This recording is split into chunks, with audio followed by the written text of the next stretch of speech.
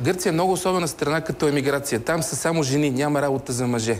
Няма, не знам защо. Просто в икономиката има едни по-черни от нас и те ходят и свалят цифрата на много малко евро. И мъжете не искат да ходят там, ще могат да отидат в Испания, примерно. Обаче има много работа за жени.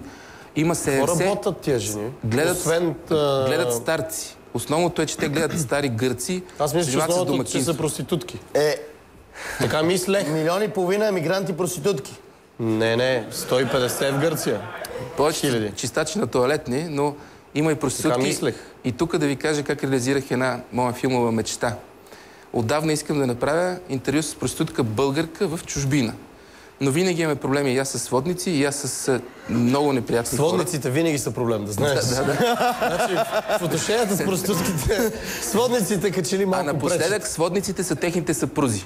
Просто това е мода тотална. Ти си правил такова предаване, ама в България. В България, но това и явно и в чужбина си става вече мода, съпруга ми е сводник. Успя да я снимаш, ама тайно, доколкото знам. Да, направих се на клиент. И я снимах... До каква степен сте направи, извиняй? До кръста. Тогава по-важният въпрос е къде скри камерата? Камерата я скрих в куфара си и я покрих с малко куфара си. Да. Стига бе.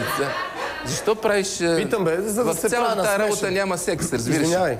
Макар, че тя е по цици и трябва да ти кажа, че нова телевизия отново ще ме цензурира и ще задраска циците с черни етикетчета. Но тия още 6-7 пъти ги повторя. Но сега аз не мога да играя клиент, без да я накарам все пак, да се влече до кръста, нали? Поне. Да. И тя ми разказа страхотно готини неща. Просто толкова очарователно момиче не бях срещал скоро.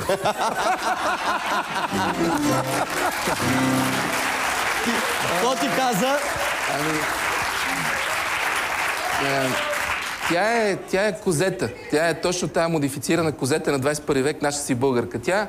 Основните клиенти са и пакистанци. Тя работи строго с пакистанци. Бръмчи на пакистанци. Ами да, защото те са много закъсали явно за... И един българин, разбира се, любов. Мартин Карбовски. Не.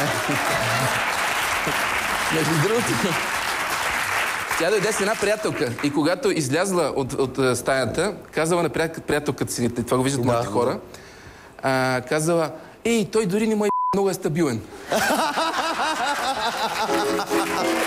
Тук ще трябва да сложим едно пегелче.